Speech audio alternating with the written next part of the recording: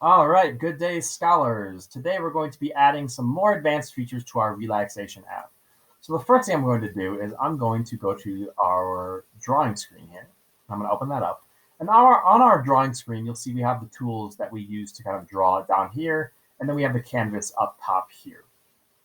What we're going to do today is we're going to add some things down into our options here.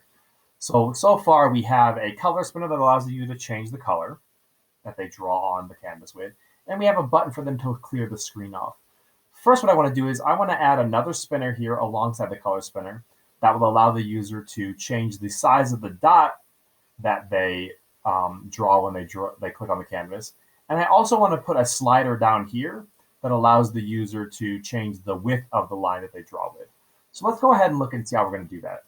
So first off, let's just grab a spinner here on the left and throw it next to our color spinner.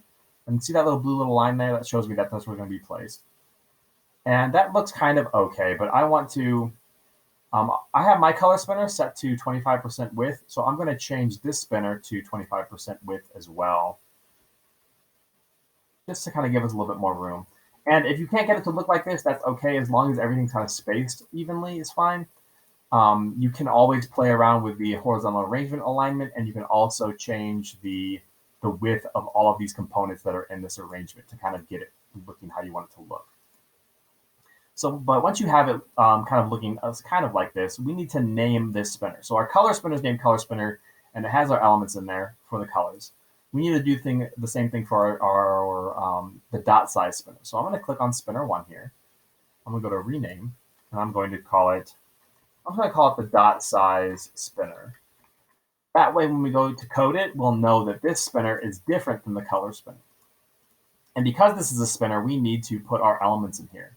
And the elements that we're going to use for our changing the dot size will be small. So I'm going to capitalize small, comma, space, big. So if they want a big dot, and we're also going to have a third option. We're going to call it bigger dot. Let's add the word dot to all these. Small dot, big dot, bigger dot. Okay.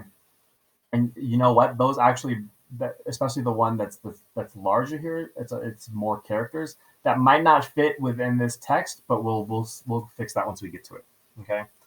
So we have our elements in there.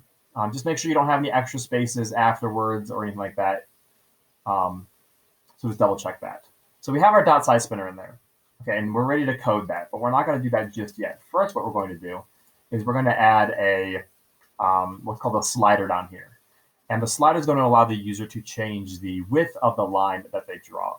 So we're going to go over here to slider. You know what? Let's organize this a little bit. We're actually going to go to the layout. And we're going to grab another horizontal arrangement, and we're going to plop it, boom, right underneath. Okay, and we're going to do the same thing we did before. We're going to click on a horizontal arrangement. We're going to make the width fill parent. And we're going to make the height. What's the height of this one? The height of that one is 10%. So we're going to make the height of this one 10% as well.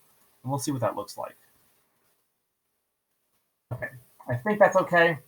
Let's start putting some stuff in there, and we'll change it if we have to, okay? So we're going to first go to user interface, and we're going to add a slider to this arrangement. And we're also going to, we also need to add a label, or else the user won't know what that slider does. So I'm going to take a label. I'm going to put it to the left of our slider. Okay. And for that label, I'm going to click on the label, and I'm going to, make sure I have it clicked. And I'm going to go to the text. I'm going to label this. So I'm going to say line width off of it, and now that says line width. Okay, and I can even bold it to make it look a little bit nicer. That way, the user will now know that this slider is for changing the width of the line. And we're going to make this slider a little bit larger too. So the actual length of the slider is the size of this box, not the little image here. So we're going to make sure this size of this slider will, let's make the width of this 75% of the screen, maybe. That's too much. 60%. Oops. 60%. I think 66. I think 60% will look good. And you know what? To make this look a little bit nicer, I'm going to click on the arrangement that we have it in. Okay, and I'm gonna align that to the center as well. That way, everything's aligned to the center. If I click on it, it'll show you the line width slider is right here. Okay, and that's pretty much it.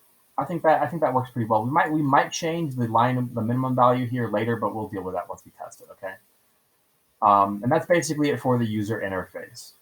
Next video, we will code the dot size spinner and the line width slider.